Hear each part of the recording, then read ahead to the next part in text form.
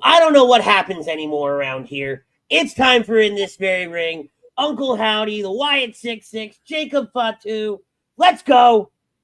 I can't believe it! Yes! Yes! A Rock gets going to WrestleMania! Randy in position for another curb stop. Oh, my God! Oh, my unbelievable counter! Oh, my God! Unbelievable! Welcome in, everybody. It is another edition of In This Very Ring right here live on A2D Radio. We are live on Facebook, YouTube, and X. I am the best there is, the best there was, and the best there ever will be. My name is Rich. Joining me as he does each and every Friday night, it is the OGP of A2D, ladies and gentlemen, Mr. Pete Evans. What up, party people? Happy Friday night to all out there. It's a lot of shaking and the movement, some things to talk about tonight. There's We'll get into that. We'll fix that here in a minute. And then right below us, joining us from A2D Wednesday night, the originator of wrestling talk here on A2D Radio, the host of Lazy Booking, Mr. Michael Chromiak. Man, what a week, guys. Must-see TV. Lots to talk about. It's really exciting. This is what, this is the one thing about doing a live wrestling show, 30 minutes post Smackdown. The three of us, we talked all day today about what are we going to talk about tonight? How's this show going to look? And there's a process involved. And there are things that have to go into putting a show together. So we had this whole thing set up. And this is what makes it rough. Because SmackDown does what SmackDown does tonight. And our whole show just went, ha! But you can't change anything because there's a process. But I love it. I don't get me wrong. Hey, Spencer, how you doing? Love you guys. Happy Friday. All right. We have a lot to talk about. Let's go back to Monday night. Let's go back to what we decided to come in here and talk about tonight. Monday night, for weeks we've been seeing the QR codes, the countdown clock, the little mysteries here and there, and we knew it was building up to Uncle Howdy and this new Wyatt faction we now know is being called the Wyatt Sick6. At least that's what the internet has called it. The shirts say that, right? WWE hasn't officially started calling them that yet, but it's on the shirts. I'll take it. And we're waiting all show. The whole show goes off, and then Jey Uso wins the Money in the Bank qualifier in the main event. And I didn't think about it until probably about 20 minutes ago. How apropos that is. He wins the Money in the Bank qualifier. He's already got people doing the fireflies for his entrance, right? So there's already some fireflies popping up as he's celebrating around the crowd. And then it just goes dark. Yep. And we get a call back to Extreme Rules when Bray Wyatt made his return with Uncle Howdy and how all that played out with the door opening, the light. And we're taking on this journey through backstage, through the gorilla position, through, down the backstage area. And we see multiple superstars what we know are superstars, but dressed up as the Firefly Funhouse characters, all leading up to Uncle Howdy. And there are production people, a few superstars sprawled out. One is, Chad Gable's focused in that moment. And they all come out to the ring, and it's incredible. And we'll get into exactly how you guys felt about it in just a second. But it leads us to our poll question. The Wyatt Sick6 is the perfect tribute to Bray Wyatt's legacy. Agree, disagree? Let us know in the comments. But Chrome, you are the guest this evening, so we start with you. Yeah, I 100% agree with the poll here, and I'm not going to dive too deep because I want everybody to have their things that they're going to throw into. But I got to tell you, I think you guys know, we watched it. We all instantly reacted in our A2D Real Talk chat, or right. not Real Talk, our wrestling chat. Yeah. Mm-hmm. And coming away from that, right? There's so many things that can go wrong because the creative of Bray is something that we've never seen before, and we've seen the rumors. What's this going to be like? Are they going to be paranormal? Is it going to be, whatever? And to watch that, and my instant reaction was, Bray would be so proud. And man, do I miss Bray Wyatt, because that was everything that I think the creative of Bray would have put out there. And who knows, right? Because we've heard the rumors of this group coming together prior to his thing. So it makes you wonder if maybe this idea was already in the works or some of the creative. But man, kudos to WWE for going and doing the follow through. Shout out to all the superstars who are included in this group, because it's a lot of pressure on them. When you talk about the Joe Gacy's, Nikki Cross, Dexter Lumis, bringing back Eric Rowan, who really has been a ride or die essentially through the start of the Wyatt family. Yeah. So much pressure comes into when somebody passes and you have, you're trying to carry on that level of creativity. And listen, it's night one. We'll see how it plays out. Maybe it's a short-lived thing. I don't care even if it is. But, man, that had me in the feels. I was excited. Like when Bray would do his things, I was excited. What's coming next? Every time they turned a corner, there was a surprise there. Just the way Uncle Howdy walked and started turning his hand with the glove that had Bray's name on it. Yeah. It was pinpoint, absolutely tremendous. I couldn't imagine if Bray booked this himself a better tribute to Bray Wyatt and all of the creativity that man brought to the industry. Pete, let's go to you.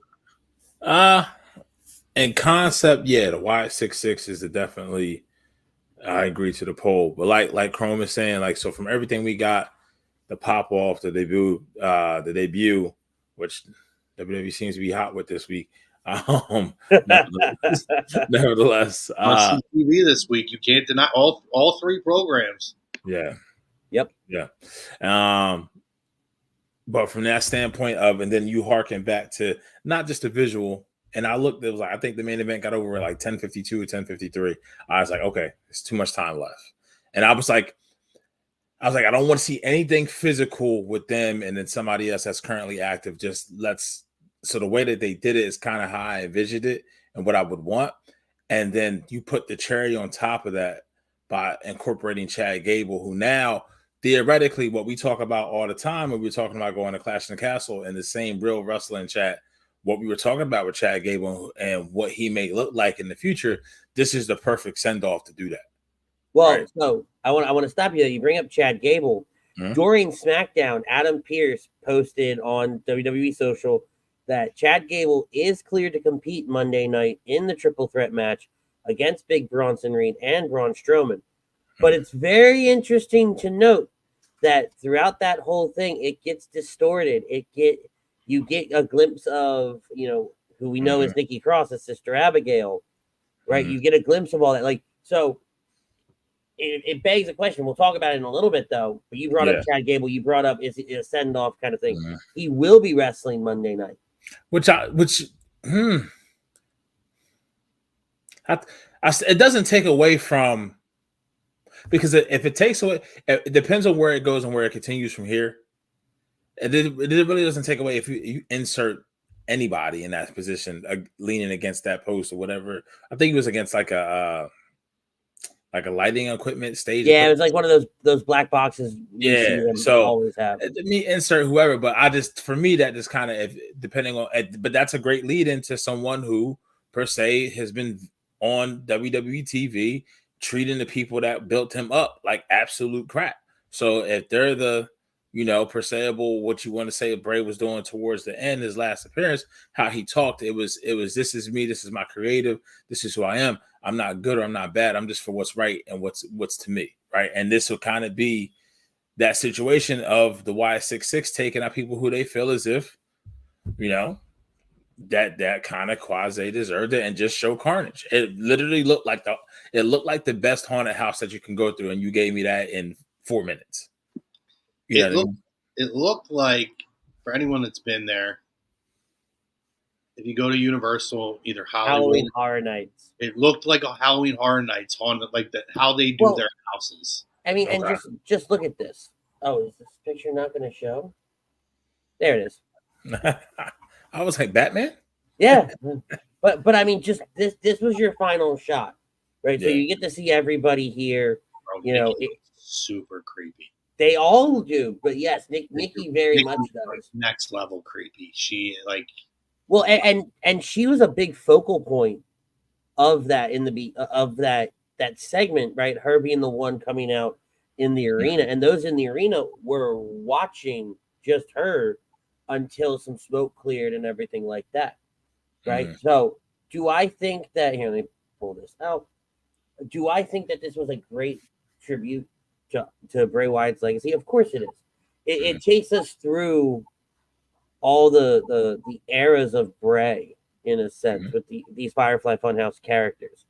You know, it also takes people that were, especially in Eric Rowan, right? It takes somebody who was there from the beginning, pairs him with his brother, and they're able to keep that legacy alive. And it you know, I said it in our chat. It's really Bray's swan song. It was that last creative idea that he had that was, you know, and Chrome alluded to it, that was put into the works, that was talked about, that was, you know, the wheels were a turning. And now here we are, you know, what, a year and a half after? No, not even. It hasn't even been a year yet. It feels like a lot longer. Sorry, it's been a It does feel longer. Late August. It's crazy. Yeah. So here we are several months later, and you know, we're experiencing this. We're experiencing what he thought of. And it, you know, Chrome, it says it makes us miss him. I don't think there's anybody that could ever say, "Oh, I don't miss Bray Wyatt." Right. Right. Let's throw a couple comments up here. Yo, Chucks. What's up, Chuck, sir? Oh, we lost him. Yeah, he's fiddling sticks back there somewhere. That's all right. We'll grab that beer. You know, we brought up Nikki Cross real quick before we start diving into comments. Right. Andy hit the nail on the head. She was the tone setter in this. Yes. The way she came, like, a lot of nerves could be involved in a situation like this, right? Like, Bray is legendary for this stuff. There's never been a Bray Wyatt or his creativity at this level in this industry. Right. So she had a lot on her plate. She's got to come out and set the tone of how this whole thing. And remember, you said it, right? It was about 10:52 when they started rolling some of those, you know, promotional packages for the MLB, for the Money in the Bank qualifier matches, obviously to help kind of set some things up. And for her to come out and set that tone, take her time with the crawl out, stand up. It was just the right speed of everything. It was so good. And another quick shout out to WWE for this. So slick and smart throughout the show, right? Drew quits. Right. And he do the follow through of the back to show it be completely normal. Yeah, to get that now. Yep. I mean, that's like the attention to details, right? And I don't want to get down the whole road with this, Andy, but because I already know we know how you feel about AEW. But AEW's in-ring product is tremendous in terms of their matches. There's no doubt. No, I'll give them that. And there are people who love the in-ring product much more. I follow for the entertainment, and this is the stuff that shows you cannot get this kind of entertainment if you like that aspect as you got on Monday night. Anyway. Nikki was key. There was something, if I didn't see it tonight on SmackDown, I would have had a very harder stance on where I was going. With this being that they are using talent we've seen before, but there was something I saw tonight in the promo when they re-aired kind of the segment. It says, I set them free. So even when Bray was with us, it almost felt like, yeah, Uncle Howdy is there when he returned, but it almost started to feel like they weren't on the same page. So you can have almost like, how can I say this? Almost like an Undertaker and a Kane vibe. Like you could tell that the like brothers or uncle, whatever that relationship is, but and you can kind of we'll come together, we won't. We'll like brothers of the structure, then we have a buried alive match or something like that. So I kind of felt that. So where with that saying tonight, saying I set them free.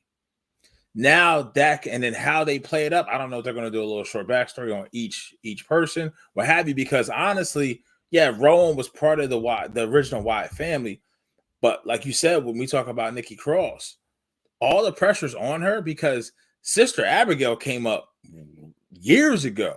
Mm-hmm. Yeah, like and then you've never seen it, even when he was on the Firefly Funhouse, had all the different personalities.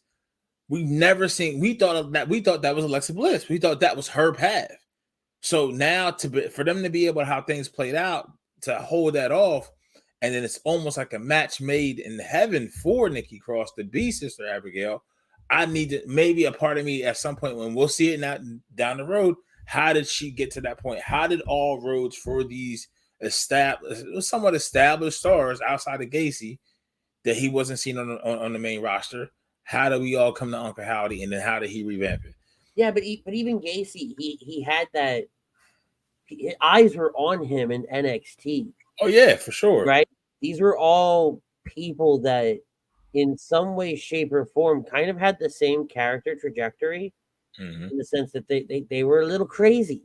Yep. Right? They had that little wild side to them. And I even remember when they were doing the whole Sister Abigail thing, and they're talking about somebody embodying that Sister Abigail. Nikki Cross's name got tossed around a lot before it was Alexa Bliss. Yep. Right. So this Nikki Cross, and you heard like Rosemary from TNA. Yeah. The two ideal names to fill that spot. Mm-hmm. Was it like you said? Was this Alexa's path? Was it really Nikki's path all along? Yep. Could have been. Right. I'll take the other side to that argument. It could have been Nikki's path all along, and Alexa just fit the bill at the time. Right. And then you think about Dexter Lumis. Mm-hmm. Dexter Lumis's character always had that element of uncomfortability to it. Right. Even when he's a married man. Well, so you can really the long-term storytelling. Yeah, he is a married. So the really long-term storytelling can be really great here too, because two points to hit on here. All of these characters at one point or another, some on larger scales than others, have been almost afterthoughts, castaways. Mm-hmm. A couple of them have been released by WWE. One was put in a superhero costume with butterflies. I mean, there were some really interesting things, right? I don't think Joe Gacy's had really bad booking, so to speak, as far as NXT. However, some of that stuff towards the end of his NXT run was kind of But it makes me wonder if that was intentional to start showing that he's unhinged and whatnot. So, just to kind of start establishing that part of his character. I think that's a really important point to touch on there. And the other part is, you talk long-term storytelling, you really could go back. Because if you remember, it was Nikki and Alexa were together when Alexa started to kind of fall under the power, right, of the Fiend. Yeah. That created a tension there. And you can say, like, Nikki was kind of Sister Abigail all along, and like a wolf in sheep's clothing, so to speak. And because they I was gonna say real quick, and then you jump. The emergence of Alexa kind of becomes the driving the wedge, so to speak, like Sister Abigail getting replaced, and it's a long-term thing. And then obviously she starts going crazy again. So a lot of really interesting turns they could take, specifically with Nikki Cross. Well, and I think the Nikki Cross aspect of it tells the best story, right? Because if you want to go down like a comic book almost rabbit hole with this, no pun intended. But if you want to go down that route, right? Number one, Nikki's dressed in all white. Let's make that very clear. Sister Abigail was always dressed in black. But they also talked a lot how the Fiend was this totally different entity. Right. right? So while Alexa was like Sister Abigail, she was something totally different for the Fiend, and it was that Fiend power, so to say, that kind of corrupted and twisted her.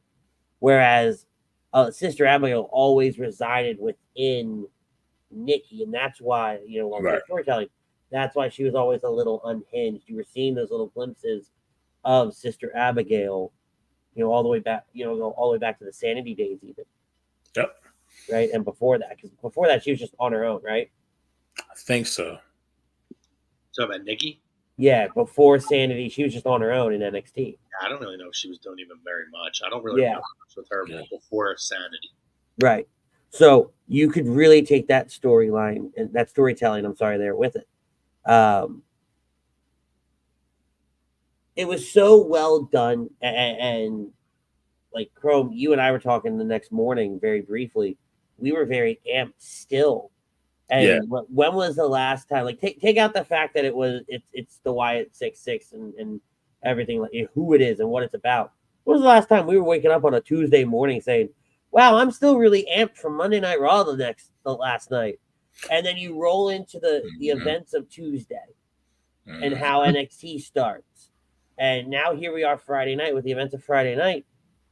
When was the last time we could sit here and say, this is a really solid week of WWE programming, top to bottom?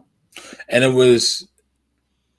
it's been a while, a decent while, but it was also like you said, from Monday night, and even before what happened on Tuesday, how they planted to see the week prior, when Cody said there would be different people from different locker rooms.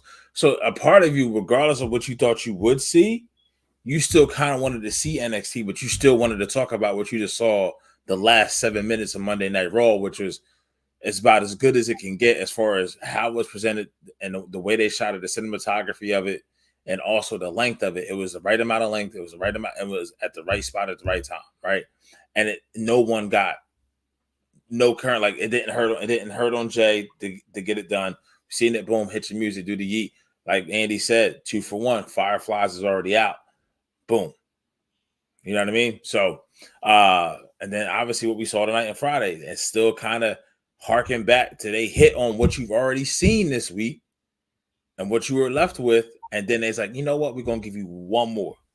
And then why is, we'll talk about it, but that almost maybe just as big, because that dude's just crazy. I'll take it a step further too. It's not only that they managed to really pull off on all 3 shows some really big things. Even with Punk and Drew, really well done. Yes. Right? Yeah. But I'll even take it a step further. All 3 shows had huge moments. And nothing was the same. This isn't like the night, the Raw and SmackDown after WrestleMania, where the big moment is a debut or a return. Right. This was something insane to the insane for the really creative and artsy fans.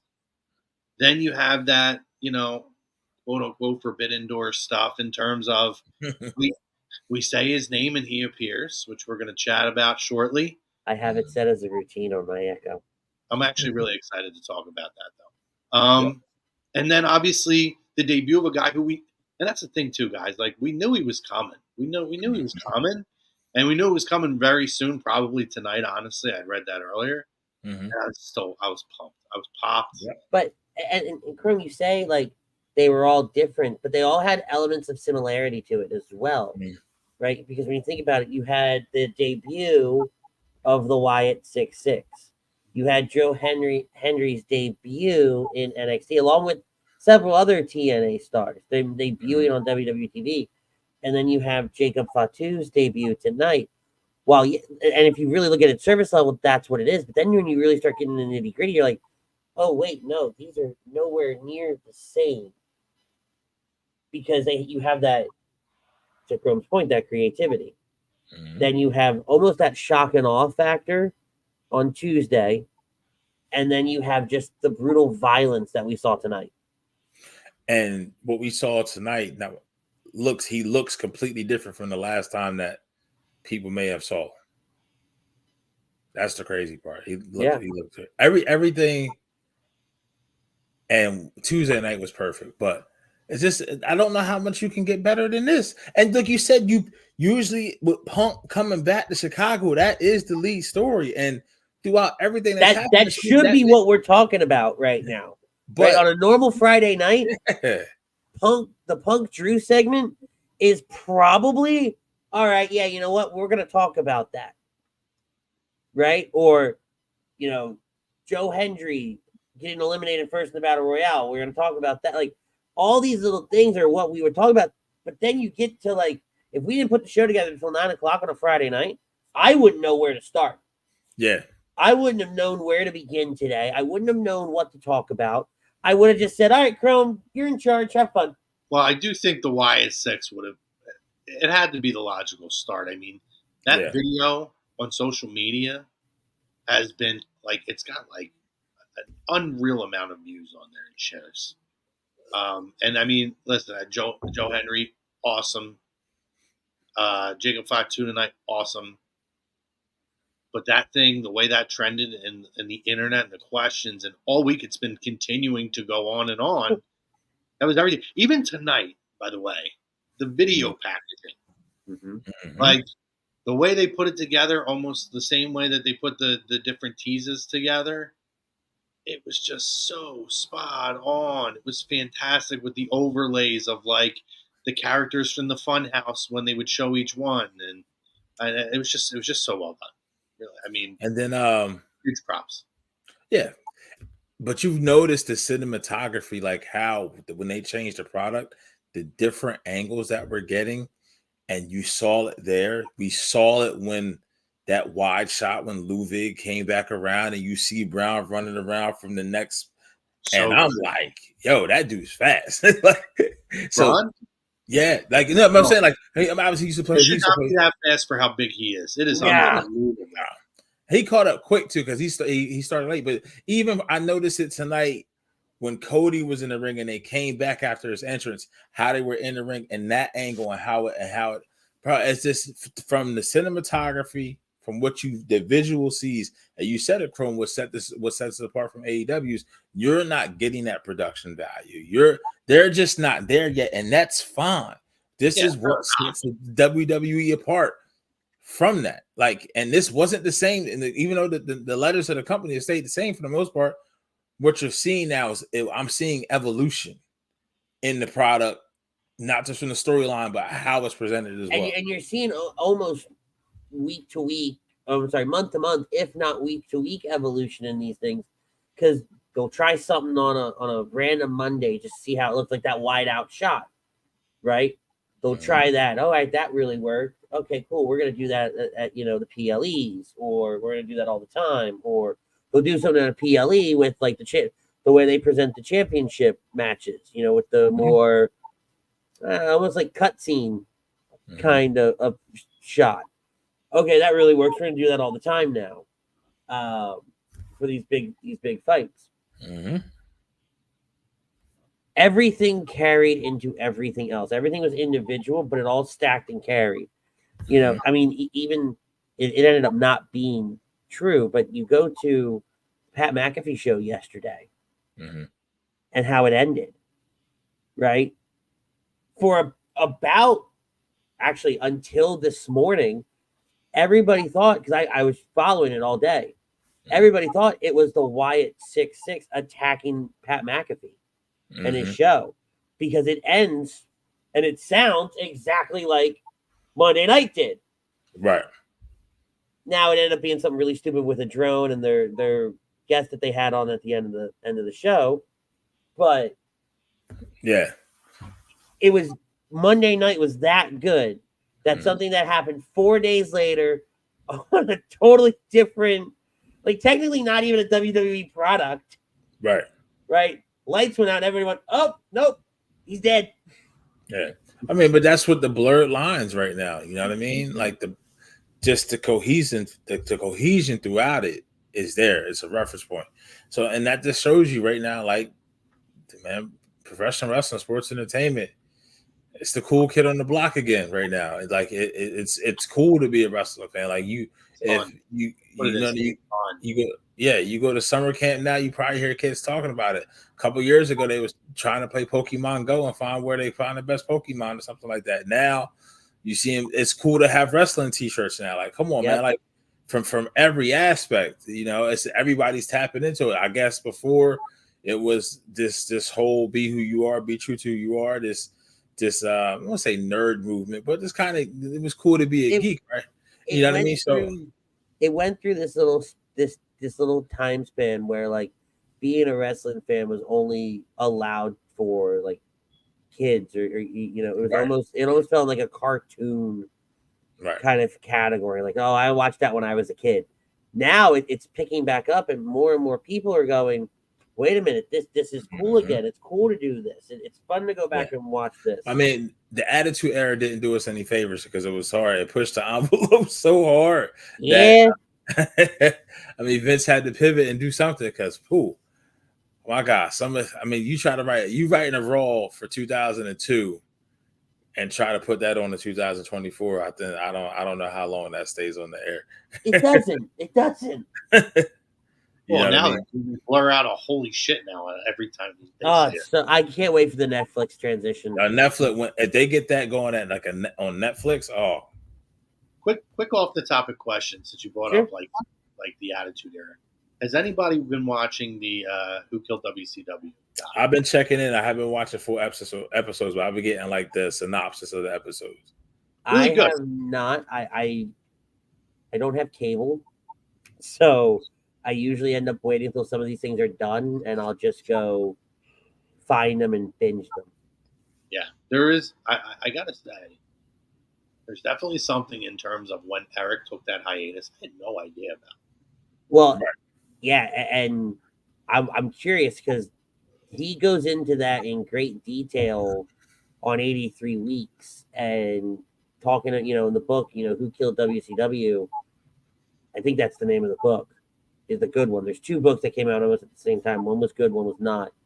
And I wonder how much of that book, how much of 83 Weeks podcast, and how much of that episode, the series, all kind of correlate together and tell the same story and fill in these gaps.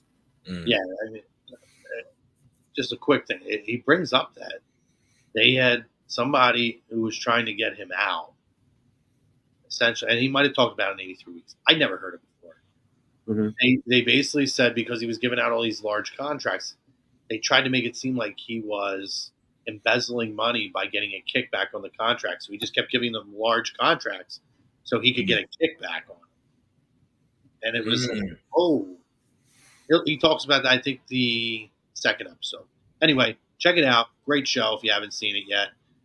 Would love to have a conversation about that another time. But you just made me think about that, like things that happened back in the day and whatever. Anyway. Yeah. So I want to throw up a question here from Damien. Do y'all think Jacob Fatu making his debut tonight will die down the Wyatt Sick6? I don't think so. No, there's like Andy said, they're similar, but they're so different because it's a whole group of faction that the lead up is for months. You know what I mean? And now like we knew Jacob was around, we knew it was happening at some point. Kind of thought that maybe what we were pending to see at what would they call it? 2 Rings Cage. I'm gonna call it Wrestle War. I mean, it's War Games. So War Games. What we thought we were getting, we maybe thought that we would see Jacob join the other side, but not on top of that. From tonight, we want Roman chance, which you never thought you would get, right? Then you also get the news, even if Jacob Fatu didn't appear tonight, you also had Roman's not coming back. So you had so many seeds. CM Punk, take me with you. Well, and then go to the very end when it's Solo and Jacob in the ring, and they throw up the ones, and you have Tama Tonga on the other side, and I forget the other guy's name. Tonga Loa. Thank you. He kind of hesitates a minute. He looks at Jacob and he's like, "Oh," and he does like one of these. Like it's real. Like there's a real hesitation. Like he's looking like, "Really? We're having that with us?" Yep. I'll even simplify it.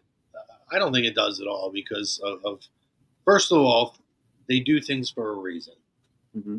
The casual fans and the regular WWE fans, a lot of WWE fans aren't us who constantly read dirt sheets and try to get scoops and are constantly on Twitter looking at things and watching a multiple products. They're WWE fans. Everybody knows the Wyatts. Mm-hmm. They have set this up with the Wyatt documentary that came out a few months ago, right? Mm-hmm. And so how do you make an impact, right? Because we know how great Jacob is. But how do you truly make an impact? You do it in a city like Chicago, where you know he's going to come out. There's going to be a huge pop. So if you're watching him for the first time and you get an impression and you see that crowd go insane when this man comes out, if you don't know who he is, you're like, that guy's got to be somebody special, right? Yep. So I don't think it does at all impede on the Wyatt Six at all. I think the Wyatt Six is 100% still the big story of the week because it's just more. They're more well known. The story of Bray, the legacy of Bray. It comes down to that. Jacob will be, but again, the casual fans don't know who he is. Well, and like at least for me, like when I think about the week of wrestling, and okay, yeah, cool. Jacob showed up. I'm going to talk about it today. We're going to talk about it tonight. I'll be thinking about it tomorrow, maybe even Sunday. But Monday morning hits. All right, what to do with the Wyatt 6-6, and then that'll take me to Wednesday, Thursday. Yep. All right. How's the bloodline? What are they going to do? How's the show? How's SmackDown going to open? Mm-hmm. Right, with the bloodline. How's Cody going to respond to there being another member of the bloodline now for them to deal with? Right. Yeah. So I don't think it outshines. I just think that you're going to think about it at different points. Right. Yeah. You're going to think about it when that show matters, when that show's coming up. You know what I mean? And even with, we talked about the bookend, right? With start of the week, with end of the week. Let's not talk about Tuesday. To kind of steer the conversation there. So you hear it, you see Javon Evans, who this kid, if he can fill out his body, whatever, athletically gifted beyond his years. I don't know how he could do a top rope Os cutter. I won't even call it a Cody cutter because Cody stole it from Ospreay. It is what it is. But that kid's just amazing. But then you get say his name and he appeared. Well, I have a problem with that though. With that. So first things first, I have a problem that most of the TNA talent got entrance off air. Mm-hmm. Right? I think you should have, especially somebody like Frankie Kazarian, you should have given him an on air.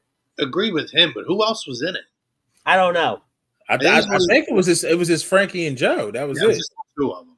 Was it? I thought they said there was more, but I could be wrong. It was hard to tell. The video that WWE posted was kind of hard to differentiate who was who. I mean, TNA on their social media, if I remember correctly, only mentioned Kazarian and Hendry. So that even more of a reason that Kazarian gets an on-air entrance. And then, like, I turned NXT on at, like, 7:02 local time. Mm-hmm. Right? Joe Hendry's already cutting, about to end his promo. Mm-hmm. Like, where's the opening? Where's the then, now, forever, together, whatever? Or was it was it just a straight opening to the ring? And then but I still think they did then, now, forever. But my point being, 2 minutes in, I missed the damn thing I was looking for. Yeah, but now I'm thinking what happens on Tuesday night because Joe had that, and they did it so well. They didn't give us Joe and Sean's interaction. They get on Tuesday night. They gave it to us, social media platform. And I didn't see that. I'll have to go and look at that. Oh yeah, he was like, Sean, what is this? I come here. You asked me to come here. And he says, "This is how I get treated when I come to NXT." So this isn't the last of Joe Hendry in NXT. You won't hear the last of me, something like that. And Sean says, "He goes, you don't know where I'll show up." And then what does Sean say? I believe.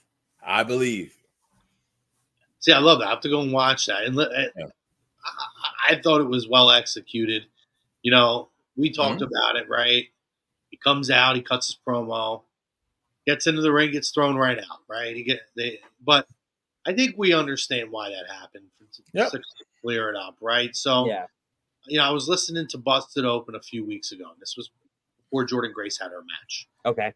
And he talked about what the creative process is, because they talked about how complicated it can be when you're two major companies and you're working hand in hand, right? Like, you want to do, like, we're lending you our talent. We want to make sure that you do a service to our talent who's doing this service for you. So a lot of times the creative is done both ways. I don't know if you guys agree. My view on it is WWE wants to test the waters as far as the Joe Hendry experience, which I thought overall went well. The crowd was a little bit weird. I'm a little surprised by some, but they started hot, then it got real like whatever bland, and then they were pissed when he got thrown right out, which was super weird to me. But well, because I think a lot of people there, like if I had to think about like the NXT crowd and all of that, right? And I think a lot of those people would have wanted to see Joe Hendry wrestle Trick Williams. Sure. I don't disagree with that, Andy. And but I think that's why the bullshit chant happens. Well, he's awesome, and right. I mean, I think that's stating the obvious. But my point is, he comes out, music hits, they're hot for it, and then he's cutting his promo, and there's almost like dead silence at some point, almost like they were like booing him at one point, right? Or trying to figure out what they were seeing. Yeah, it was very weird. I don't know. And they're usually not a crowd that's like that. They're usually hot for, anybody that comes in. That being just irregardless. I think we can agree, Joe's getting primed for a big run with TNA. And we're going to lend our talent. Let's dip the toes in the water and see what's going to happen. But let's protect the talent right now, particularly in a battle royal with a bunch of guys who don't have a ton of experience. Yep. Let's protect the talent. We'll send Frankie there, who is a very experienced guy who deserves that opportunity to perform on a WWE program. And I love that he was part of the Final Four. Yeah, he looked great. He had who was it? He took two guys out at one point. Yeah. With a double close. I mean, Frankie looked great. Frankie Kazarian is one of the best professional wrestlers of the last 20 years. It's just his charisma in terms of like an overall week in, week out character, it's not totally there. He's not a guy who you're like mid card, you take my money. I want to watch him. But he's not a guy you're going to put in who's going to say, okay, you're going to go toe for toe with CM Punk week in and week out talking. No, and that's okay. That's a spot for him. But this was great that, all right, we know we're not going to give Joe this, but Frankie's recognizable enough to the NXT crowd that you can send him in. He can do the work, get the work in, work with inexperienced people, and the NXT crowd could be into seeing him in NXT as well. Yeah. No. And like I said, like the way he was eliminated, it was like really out of his control.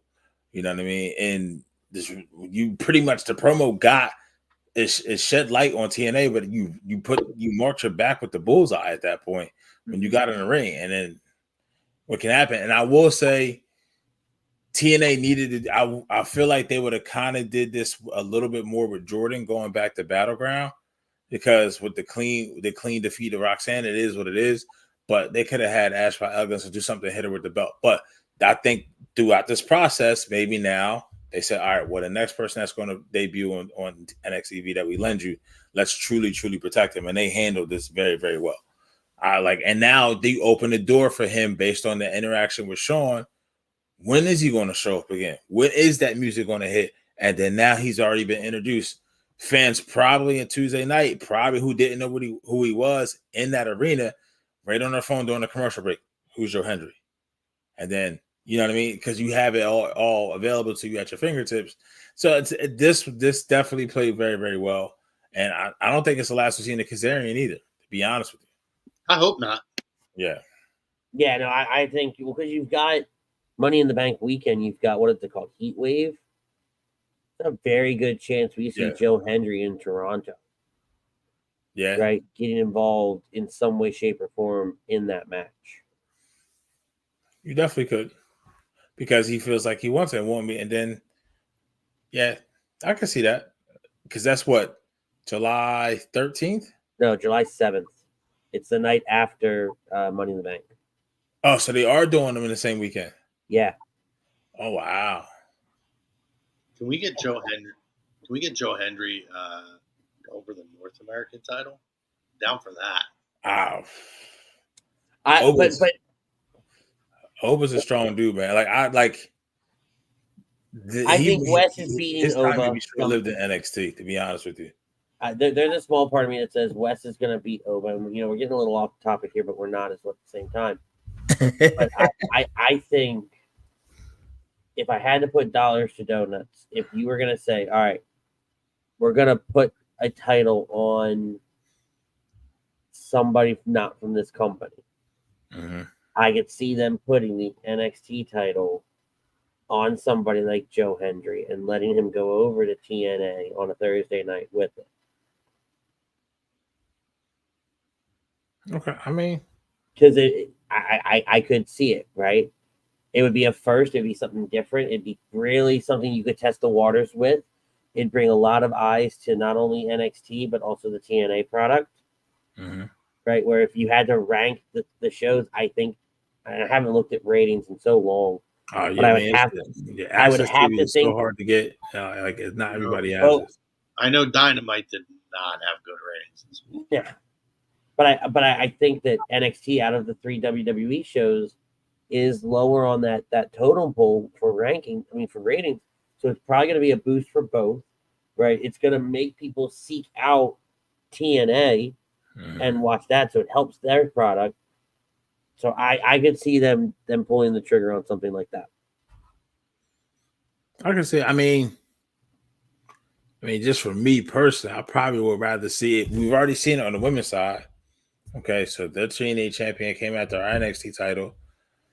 You have a face NXT champion right now, and you have the system with Moose, who's the TNA world champion. Yeah, I can see that too. That's just my opinion, because Moose, besides if he doesn't have to talk that much in ring, he looks like $1 million. You know what I mean? And it still works. But you can do whatever. But at that point, I do think that we're setting up for a non-finish or some screwy finish or some type of run-in at Heatwave with this match, because to have Trick versus Javon in the main event, if they do the main event there, I don't know how that would fly. There's a small part of me that wishes that NXT still had War Games and Survivor Series didn't take it over. Didn't poach it. Because I could see them building to a TNA versus NXT War Games. Yes. Yeah. That would have been. Why can't they do that still? I'm not saying that they can't, right? Games. You got Survivor Series coming up. NXT's been a part of it before. Why can't you do an NXT versus TNA War Games or Survivor Series match? You can do a Survivor Series. You think you do it on the Survivor Series card? Of course, absolutely. Why not? Okay. I didn't say that wasn't a possibility, right? I know. Yeah, I mean, I don't hate the idea. Definitely not. See, I like that the War Games went to the main roster. I do think Cody's in the company now. It's his dad's thing. Right. I just think it fit like a glove particularly watching this past year. But the other part of it is I also felt like NXT, although they tried to make it creative, they were spinning their wheels using the same talent every year. So there's a lot of those guys, the top talent is the same for like 2 or 3 years, and it felt kind of felt the same. I'm not saying the matches weren't unbelievable, but I just think there's more talent to play with it on the main roster. Oh, absolutely. So I'm not opposed to it, but I would like to see them just do a traditional Survivor Series match. Also I'm okay with that too. All right, let's get into tonight. I think it's about that time to jump into SmackDown. Where do you want to start? Do we just rip the Band-Aid off and talk about it? Yeah. Well, I mean, the opening, Punk hot opening, right in Chicago. Very. Obviously, they have the a little backstage segment with Grayson Waller and DIY, and then you hear like banging. Mm-hmm. And all of a sudden, they start lifting up the garage door, and there's Punk bloodied. Again, WWE, props to them. You don't need somebody to show them physically cutting themselves Right. or opening up the hard way. Yep. You can assume, right? It's why the movie Seven is one of my favorite movies. It's suspenseful, and it's got some real creepy, weird stuff in it.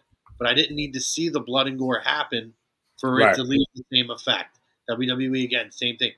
That's a very big sign, too, by the way, that Vince is going. They are tastefully implementing. Mm-hmm. Yeah. Yeah. And I mean, carried him all the way through the shot, throughout, and just dropped him. Bang, bang, boom. You bring out the stretcher, you do all that. And it was perfect because we hadn't heard from Drew. And then the shove to Aldis at the end was a very, very good touch because it was like, all right, this dude doesn't belong here. And then Kayla said, we'll hear more from Monday night. So maybe they could say, oh, well, the paperwork, my resignation letter didn't make it to Triple H. Or still in the mail. I know Andy's on my page with this. Yeah. Seeing Nick push around Drew there. I want Nick to have Just hit him. I want him to have a match so bad in WWE. Nick Aldis, who, hey, A2 Day alumni, by the way. Go check the archives. Go check out one of the best interviews we've ever had on here. Back when that was such a fun interview. Well, it was about 2 years ago. We talked about this stuff. Companies working together. You know what? Now I want to go back and watch it because I wonder if we asked at that time about a T. I keep looking over here because that's where you're I think we talked about. If I remember correctly, I think we did ask them about WWE getting involved in the act because at the time they were the ones that weren't. AEW was. I think AEW was working with TNA at that point. Maybe. I think that. Is that when Kenny was the world heavyweight champion and then he was the Impact champion? Yeah. You're right. You are right. I believe that might be why the conversation actually came up. It was our opening topic. So go check it out in the archives. Man, do I want to see him have a WWE match. Yes. So I do. I said it the other day. Nick Aldis and Adam Pearce, both. And hell, screw it. Let them fight each other. I don't care. Still, I thought Pearce had like a career. I could be wrong. I would say there was a video that came out a year ago, maybe a year and a half ago. He was in a ring. Just kind of like, it looked like he was just kind of working out in a ring. Okay. I know he had like a pretty bad severe injury. So yeah, we saw that with Graves too, though, and nothing's come from that. So maybe that's just part of their routine, just in case. I mean, Pearce is not a spring chicken anymore either. No. Aldis is probably my age, if not maybe a year or two older. Well, the thing with him is he's kind of stepped to a different role while he's still fairly young. Oh, pretty much overnight too. Yeah. Yeah, he's still fairly young. He can still work really well. Like he could have signed a talent contract and nobody would have batted him that. Yep. And he's like it. He's like, let's make it happen. Thumbs up, thumbs down. Like and the crowd plays along with him. So that recognizable and that connection, that recognition and that connection that he has with the universe already. And he came in like with just hey, here's Nick Aldis is your SmackDown commissioner. And he didn't even come down the ramp. He came from the back. he came from like the crowd. Like I will say that was the most disappointing thing about it. Yeah. Wait, he was just chilling over there with like Mike Rowe and nobody said anything. Yep. So, but I mean, that's an afterthought at this point now. SmackDown it was cohesive, top to bottom. People who won the triple threat qualifying matches. Carmelo and Andrade, probably two that you didn't pick to see them coming out of that 6 that was there. So I'm excited to see that. Loved the finishes to the Chelsea Green match and the Carmelo Hayes match. Yep. And I love that we're seeing new talent. If you're going to keep running the money in the bank out there, like, listen, I love the Ricochets and I love all these other guys. Mm-hmm. The Randy Ortons, the Kevin Owens. Man, I want to see, like, can we get back to what this was originally doing? This is elevation. And I'm not saying it didn't do that for Priest, because I think Priest needed a boost. But I'm a big proponent of getting rid of the pay-per-view altogether and put Money in the Bank back in as a WrestleMania match. It's 2 nights now. Women one night, men another night. Yeah, no, we've talked about that a few different times. Yeah, that you could do this as something else. I mean, I'm pretty sure they'll find you can really do it as Great American Bash, what it should be, in my opinion. Yeah. You know what I mean? Or Bash at the Beach, something. Give me one of them. Yeah. You know what I mean? Beach. You gotta do it like they did in WCW, though. You gotta have like the entrance ramp almost be like a boardwalk with like a surfboard boardwalk. That's it. Let's go. I'm in. Yep. I'm there. A good time. But even from to go back, like the hot opener, right, with CM Punk, like just to hear Paul Heyman, like we didn't think we were getting that connection, dude. Like the little stuff, and some people may forget. Let's not forget that happened. What 11 years ago? That was 2011 to 2013. Punk was with Heyman. So you got a 13-year-old who probably is just getting into it, or who's a CM Punk guy, right? And then now they'll probably go back and never seen him with Paul Heyman. They don't know what it's at. They don't know what it's like because he's been the wise man to the tribal chief now for the last 4 years. Before that, he was ties to Brock Lesnar. You mean to tell me he was with CM Punk as well? I got to go watch that now, right? So that I didn't expect that for me myself. You know what I mean? Not there. I really like the "Take Me With You" moment, right? Because it tells you that Paul wants out, but he feels trapped. And I think like just the Paul Heyman dynamic of that story alone is incredible to watch because the little moments he has with Solo and the little fear they put in him. And he's always he's going out and trying to save people before they get beat down. And now here's a Paul Heyman guy. And he's like, just help me. Take me with you.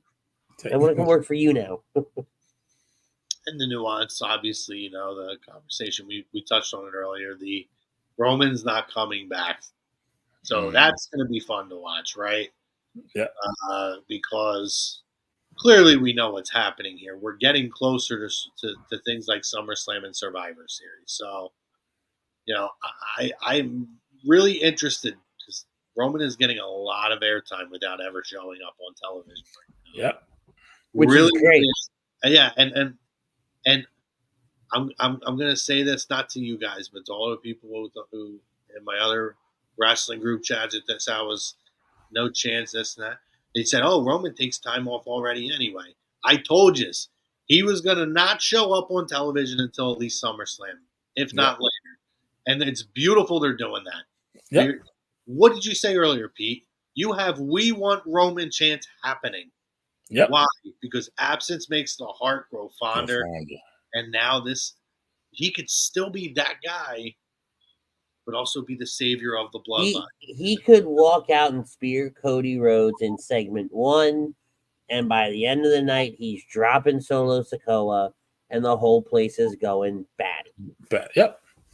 And who would have thought that you're going to use, out of all this to draw him back, you're using Paul Heyman as the bait? Because that's what's going to get him to come back. Because at some point, like Solo said, like, you want to leave? And now you do it, pulled him by the top, pulled him in. The good nuance at the end of that segment, he pats him on the back, strokes his face. Like, you safe with me. Like, I'm creating this inviting environment for you to feel like you're one, right? And then we'll see. Listen, don't forget too, real quick. We haven't seen Jimmy in a while either. Exactly. He's lurking in the shadows. There will be a fourth member to join them. I don't know who it will be. Right. I don't know if it's going to be Sammy or an honorary guy, but there will be a fourth member. And that's where I thought, because of the youngest son, I think he signed, thought they were going to throw him on Solo side too. So Fatu would then join with Roman, but how they're doing it, they're doing new blood versus old blood. This is how we get there. What old blood is left? Rock. But then do you think Solo can get to that point? Because remember, we wanted to see the payoff versus Roman versus Rock. But now at this point, I don't know if we ever get that match now. Honestly, I don't need it. I don't think I need it as much as I did, okay. Back at WrestleMania. Now, could I probably build that match out based on Rock teaming with Roman and there be more shenanigans again? It's like, all right, I've teamed with you twice, and both times we've lost. And both times it's because you've ended up spearing me. I'm over it. There's a way to build that out, right? It may not be the best way to do it, but there's a way. Right. If it was Rock, I'm okay with it. But then you really got to sit there and go, all right, so you mean to tell me on one side you've got exactly Jimmy Uso, Jey Uso, one of the best tag teams of the last 15, 20 years. You've got The Rock. The Rock. I'm not saying anything else. And then you've got Roman Reigns. I really don't have to say anything else. And on the other side, you've got Jacob Fatu, Tama Tonga, Tonga Loa, and Solo Sikoa, who between all of them probably don't even have as much experience in the ring as The Rock does. Don't need it. No, I know, but like as a casual, in moments like these, I put myself in the casual fan mindset, right? Does that really excite me as a casual fan? I think it does. When you see these guys work, That's when it'll make more sense then. Like, they will be stars coming out of that match. 100%. If Rock and Roman are blood, to the I don't say to the death, but like absolutely putting everything in, because I have to get my hands on these guys. The casual fan's going to say, there's something special about these guys. I need to learn more. Yeah. If Rock and Roman, forget the Usos, which obviously they're Hall of Famers too. Rock and Roman. Yeah. Just by association of a feud. Like, that's like Undertaker at WrestleMania level. There's a rub there whether you win or lose. Make them look like $1 million in the match, and you just made 4 new, if you consider Solo not there yet, you made 4 new stars. To me, Solo has to get the pin in that match to elevate him to that level. Yeah, that would be like the final notch in the belt for Solo to truly make that transition to where he is at that next level. And that's how you get Rock to now turn on Roman and say, twice we had this happen, twice you dropped the ball. Yeah, exactly. Yep. Yeah, that's something with you right now. It's deep, but Jacob Fatu, I don't think, we haven't seen a Samoan like him. I'm very interested to see. He's different. Because we've always talked about. You pick up on, especially for us, right? We're the diehard fans. You always are watching and you're picking up on the way somebody does something, or the way they said something, or wait, they were really looking this way. When The Rock did this, we threw up the one and we did that, everybody lost their mind. So you look at all these little moments, and that little hesitation from Tongaloa, right? Is that going to be played off on? Yeah, we'll have to see. Right? But those are the things where, as you watch it, because you're looking for what's the next step. Where are they going to go from here? What's the next chapter in this bloodline story? Or what's the next page look like? So these are the little context clues you start looking at. No different than how we were breaking down, to put the whole show into one big bow, breaking down the Wyatt Sick6, segment from Monday night, and everything we've seen since then. You're looking for all the little Easter eggs, all the little clues, right? We were watching almost with a magnifying glass at quarter speed to make sure, because we had an argument. I say argument, a healthy discussion. I think Monday night, right after everything, was at Gunther in the curtain area, right? Were there more superstars there? And we're watching down, we're slowing it down, trying to figure out more and more and more. Same thing here with the bloodline side. You're Still cracking up at everybody saying, "Oh, that was Braun." I'm like, that was not Braun. That guy had No. 3 times the belly of Braun and a really bad tattoo, and he was bald. but I'm just you look at sorry. You look at tonight, Right. and you're watching every little motion because we did the same thing with Paul Heyman for the longest time, right? You'd always watch your Paul, and then you think back to classic segments, and this is one of the first instances where I realized something was oh, there's more to this. You go back to WrestleMania 20, you go back to Chris Jericho versus Christian with Trish at ringside, right? I said that night, I was like, wait a minute, she's wearing something different. I think she's going to be a bad guy tonight because I didn't know terminology back then. Right. And lo and behold, she does end up turning on Christian and goes with Jericho, right? Or is it the other way around? Turns on Jericho, goes with Christian. She turned on Jericho and went to Christian. Okay. Yeah. Either way, she turned that night. I just remember the Timberland boots that I saw in the green jacket. I still remember that outfit. Yeah. Picture like it was yesterday. Well, that's for other reasons. But, right. So, you're looking for that next clue. It's always a story. It's always a puzzle.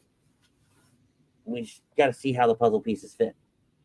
It's a great week for WWE as far as storytelling. I mean, and then just get the build upon it. I'll just give a nod to, I thought the promo between Swerve and Ospreay this week on Dynamite was exquisite. Ospreay showing me a lot, and I wish WWE just took it more seriously in negotiations. But MJF is back. I mean, I'm not going to complain about that. Listen, it's not that he didn't take it seriously. He wanted to live in London. He doesn't have to work anywhere near as much as he would have with a WWE. And that's fine. He deserves to do that. He's deserved that. But, I'm not knocking WWE. Like, we're giving you this money. Right. We want you to work. We expect you to show up. And to his credit, he got a lot of money to work nowhere close to what he would with WWE. Yeah. But listen, that's all good and well. The Swerve and Ospreay has been good. I gotta say, and we're not gonna dive down this tonight, but my takeaway from Dynamite, it has been almost unwatchable for me the last 2 weeks. I know MJ is really good, but outside of Swerve, like outside of Swerve and Ospreay and the MJF Roosh match, which even though it was really good, nobody cares about Roosh. Sorry, bud, no offense.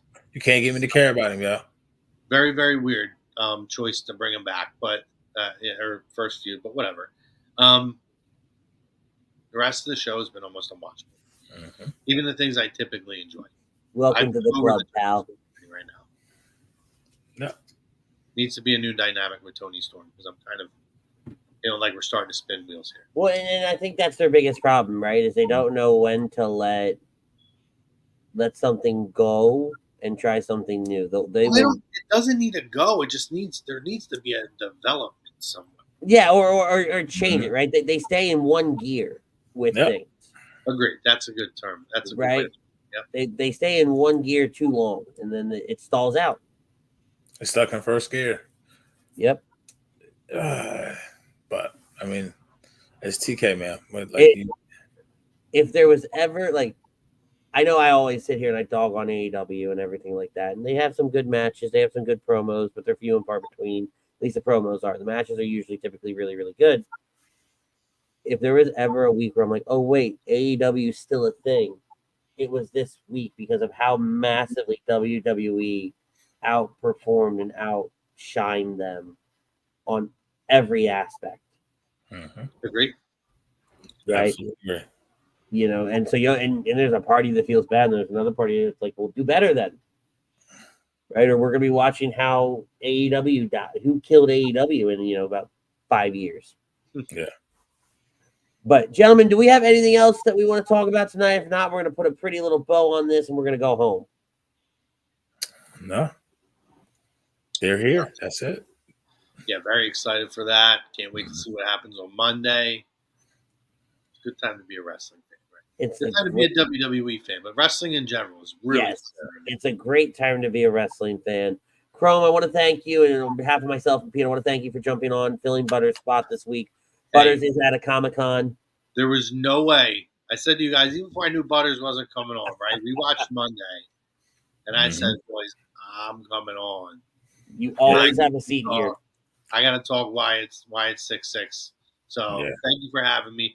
Oh, I appreciate the open invite always. Real quick, though, before I finish our outro. That was another thing. That's an afterthought, though. Right, it really is. That should be a monstrous story. Whatever. I mean, I don't care. I think it'd be cool. It would be a fun thing. And honestly, like, I wouldn't even be mad at him. I think it could definitely be the kick in the pants that Tony would need to. Depends on what he's brought in for, though. Right. No. I agree. But you would be remiss if you didn't at least pick his brain a little bit on things. True, but he's also not like. It's not like Steph. Like he was. No, he's no genius guy either. No. And we're not letting me get the point out, right? He's no genius by no stretch of the imagination. Okay. But he's somebody different that at least has some kind of knowledge on an outsider looking in. Hey, you know what? Your product's really stale in this area, this area, this area. I don't know how to fix it, but do you understand that there's a problem here? Yeah. You know what's cool? Bring him in with the Young Bucks. With what they have going right now. Almost like a new age Mean Street Posse. Oh no, I'm saying almost like the, like they went to somebody who's already did it. They achieved where they want to be at, right? It's almost like a takeover, right? Yeah. Now, there's a struggle for power. This is the guy who has the money, who's ran the big company, who has the experience, that's going to come in and take your company from under you, Tony. Yep. I'd be all in for that. Sign me up. That might be the best creative. Copyright that if they steal that shit in 6 months. You heard it here first. Timestamp 112 or 111. All right. We're gonna finish getting out of here. I want to thank Pete Evans for being here as he is each and every week. Fantastic co-host. I want to send out some love to Butters. He's in San Antonio for a massive Comic-Con this weekend. Okay. He's already been meeting stars. He met one of the Ghostbusters today. Nice. So he's in his own little heaven. I'm jealous actually of it. And I want to send a shout out to the owners of my dealership. They lost their patriarch. The owner of our company passed away earlier this week. I want to send their family a lot of love, my thoughts and prayers. And I say it at the end of every show, tell somebody you love them. Yeah. Right. And that's never more important than it is today. So peace, love, and joy. Tell somebody you love them. We will see you guys next week. Love you guys.